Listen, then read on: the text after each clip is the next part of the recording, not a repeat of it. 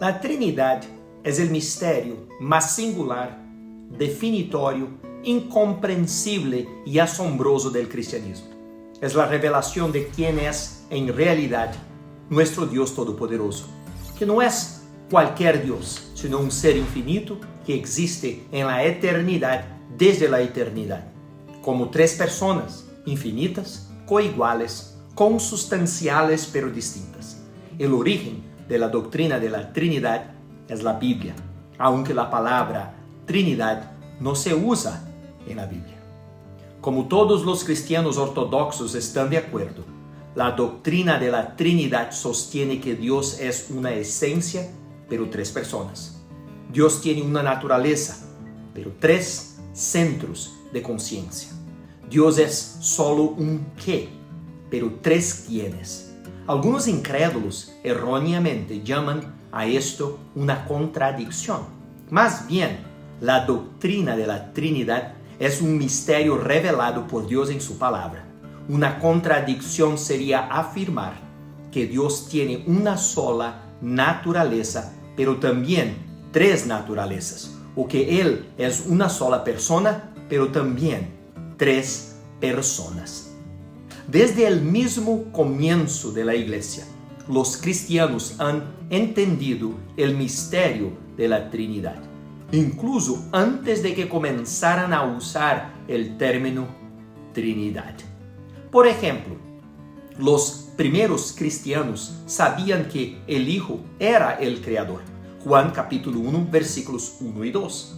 El yo soy del Antiguo Testamento. Éxodo capítulo 3, versículo 14. Juan capítulo 8, versículo 58. Igual al Padre, Juan capítulo 14, versículo 9. Y el juez de toda la tierra, Génesis capítulo 18, versículo 25. Juan capítulo 5, versículo 22. Quien debe ser adorado como solo Dios puede serlo. Deuteronomio capítulo 6, versículo 13. Lucas capítulo 4, versículo 8. Mateo capítulo 14, versículo 33. Los primeros cristianos sabían que el Espíritu Santo era una persona separada con sus propios pensamientos y voluntad. Juan capítulo 16, versículo 13. Que intercede por nosotros ante Dios. Romanos capítulo 8, versículo 27. Demostrando que Él es una persona distinta de Dios Padre, ya que la intercesión requiere al menos dos partes. Nadie intercede ante sí mismo. Además, un ser humano puede ser perdonado por blasfemar a Dios el Hijo, pero no por blasfemar a Dios el Espíritu Santo. Mateo capítulo 12, versículo 32. Los escritores del Nuevo Testamento mencionan a las tres personas de la Trinidad juntas en numerosas ocasiones. Por ejemplo, Romanos capítulo 1, versículo 4. Romanos capítulo 15, versículo 30. 2 Corintios capítulo 13, versículo 14.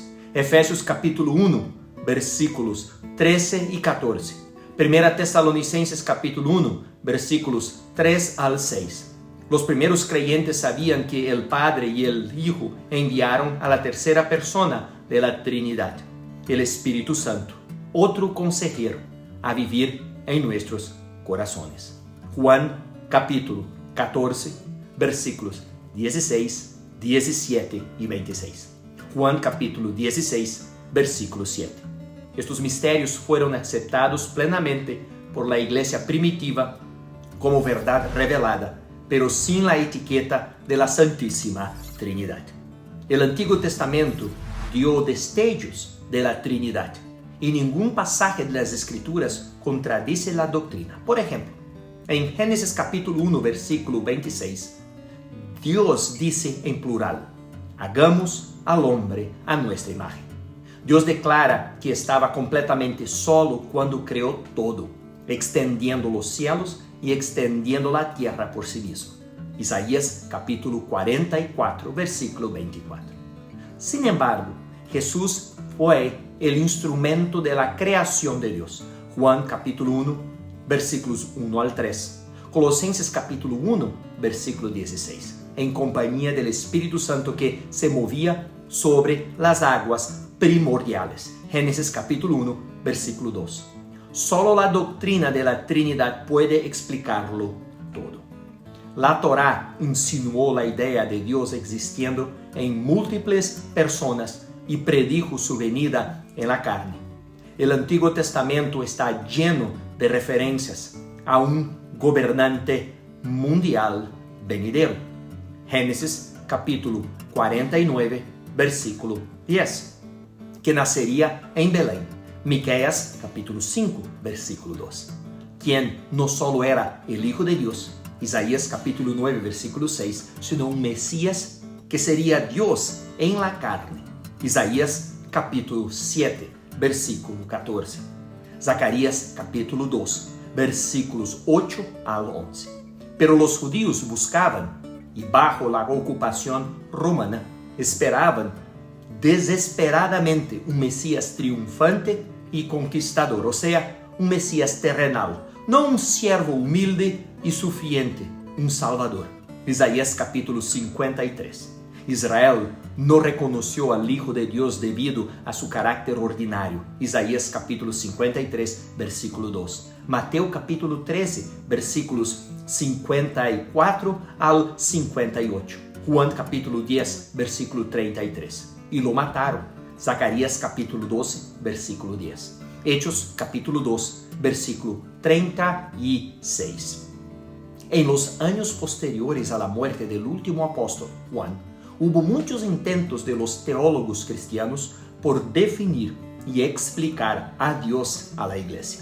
Las explicaciones de la realidad espiritual a los seres terrenales siempre se quedarán cortas.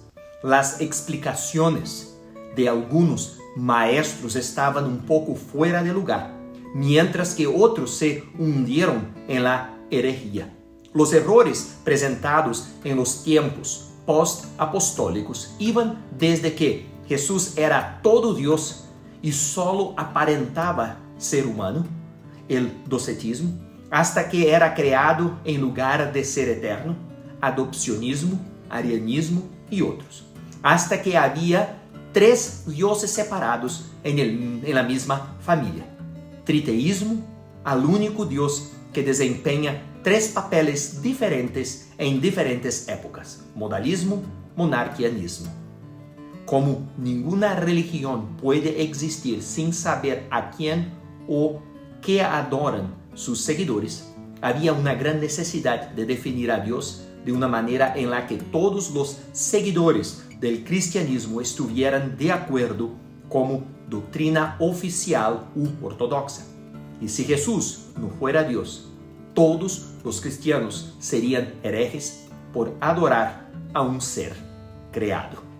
Parece que el padre de la iglesia, Tertuliano, 160 al 225 después de Cristo, fue el primero en aplicar el término Trinidad a Dios, aunque el credo apostólico fue el primer intento de definir al Dios verdadero en tres personas.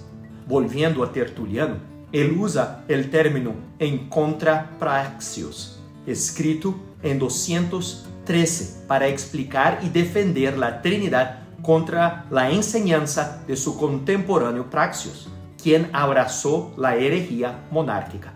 A partir de ahí, podemos avanzar más de un siglo de discusiones, cismas y debates en la iglesia hasta el Concilio de Nicea en 325, cuando finalmente se confirmó la Trinidad como doctrina oficial de la iglesia. Una última observación. La teología es el intento de los seres humanos defectuosos de comprender las palabras de la Biblia, tal como lo hacen los humanos. La ciencia es el intento de los seres humanos defectuosos de comprender los hechos de la naturaleza. Todos los hechos de la naturaleza son verdaderos, así como todas las palabras originales de la Biblia son verdaderas.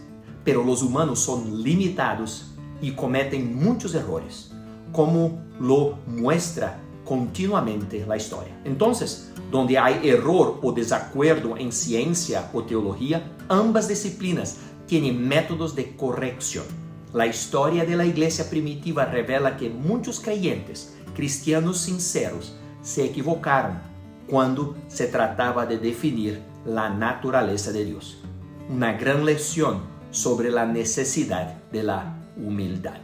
Pero a través de un estudio cuidadoso de la palabra de Dios, la iglesia finalmente pudo articular lo que la Biblia enseña claramente y lo que sabía que era verdad.